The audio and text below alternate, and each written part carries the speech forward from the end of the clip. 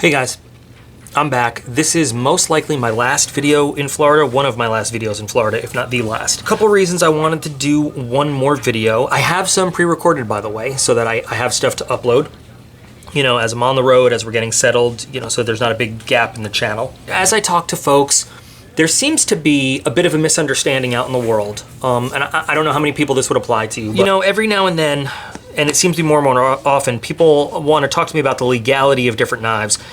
And they ask about switchblades, but then through the conversation, it turns out what they're really talking about is spring assist knives. And those are two totally separate families of knives when we talk about them. So I thought it might be interesting to do a little video talking about manual knives, spring assist versus switchblades. If you're sort of new into knife collecting, knife using, if you're just really not sure, this is going to be kind of a simple, what is the difference between these different systems? What is a flipper assist, because I see that advertised on a lot of knives these days, and how is that different from a spring assist or something else? And we'll talk about some of the legal stuff there just very briefly. So let's talk about how knives open. We're talking about manual knives. We have some examples over here where it is your human body power driving that blade from closed to open the whole time. We're talking about spring assist, where your body starts that opening movement and the spring takes over and completes that action. And we're talking about automatic knives, also known as switchblades, where you initiate it simply by pressing a button, but your hand has no contact at all with that blade to make that action happen. And those are some pretty simple definitions, I think, of how you can separate those out. Automatics or switchblades they're fun to play with, honestly. They're cool looking, they're certainly scary looking, and this is just one guy's opinion. With the engineering that goes into a lot of modern knives these days though, you know, once upon a time, you might have needed two hands to actually open a knife and get it going. But with some of the really well-engineered blades out there, you know, manual openers, they open just about as fast as automatics do anyway these days. So I have some, I've been issued some are just cool to have, like this Benchmade Infidel, but I don't know if they're really practical. You know, one of the things I've learned in the military is the more moving parts any machine has, the more parts there are to break and ruin your equipment. So the KISS principle, keep it simple, stupid, I think that applies to knives too. So let's start with the manual opening. So like I said, with a manual opening knife, take a look at the Benchmade 810. It's really simple.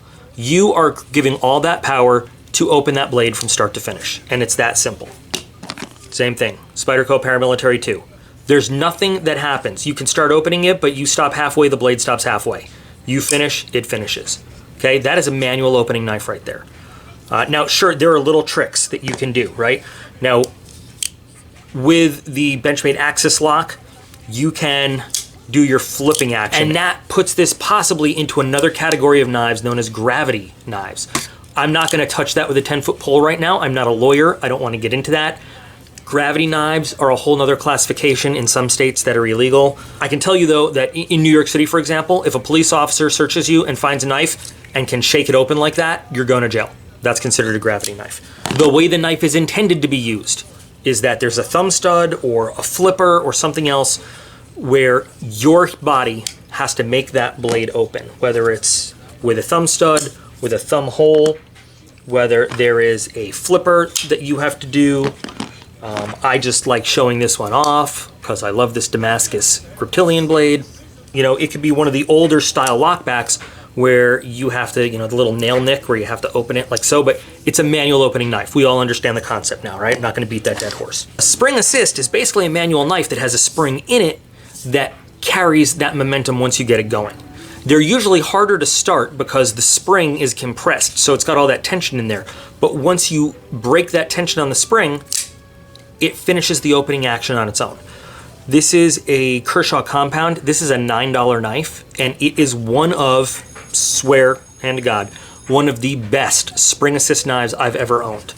Plastic scales, very simple blade steel. It's either 9 or 8 CR13.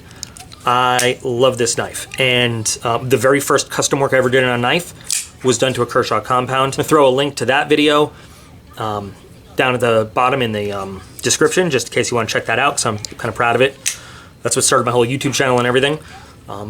So there's no way to stop it from opening once I start it though. So if I trigger that tension and I get it going, that blade's gonna open.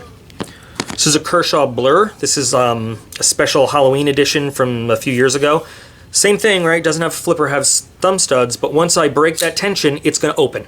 And it's gonna snap open almost like an automatic. But the thing is, I have to physically make contact with the blade to do that. There's no button, there's nothing that does that if I don't make it happen. And then finally, we've got our automatics, or our switchblades. I think when we think of a switchblade, a lot of people, they think of that classic OTF out the front, kind of, you think of, I don't know, me, I think of one of those movies of the 50s with the guy in a leather jacket and greaseback hair who wants the little old lady's purse, and he gets the knife out, right? Switchblade. I think switchblade has a very negative connotation to the word. That's why we've really tried in the knife community to refer to them as automatics from this point on. But with an automatic, I never touch the blade. I've got a switch that opens and closes it. Now, to close this knife, I'm gonna have to close the blade, right? And this is one of my favorite automatics. This is not one, I was issued this once upon a time. This is a Benchmade 9050, so it's out of production for a while, but this was Air Force issue for a long time. Okay, but you see, so one-handed opening is very easy for automatics. This is a Rob Dalton. If you're not familiar with his stuff, he's a great custom knife maker. I'm not sure how old this one is, but this is another one where I never have to touch the blade to open it, completely one-handed. And then of course the Benchmade Infidel. One of the coolest automatic opening knives in the world. Switchblades are illegal in a lot of states, and even within states, you know, it can differ from county to county. There are some cities or counties where they're illegal. There are some cities and counties where they are legal. There are some where you can carry them with a concealed weapons permit, but not other ones. So I'm not gonna give you a listing of like where you can carry it, where you can't. I do know there are some places flat out where they are illegal. There are some places where a spring assist knife is illegal. No, please don't ask me, what about my state? What about my town? What about, I don't know. I'm not a lawyer, guys. I just don't know. I know the places I've been. So, I mean, is there a real advantage to having one of these or one of these over a manual knife? I don't know, because, you know, take a look. So this is a CRKT. It's a Ken Onion Foresight. It has, now this is like modern engineering, right? It's very well engineered. It's got a bearing opening system, not just washers.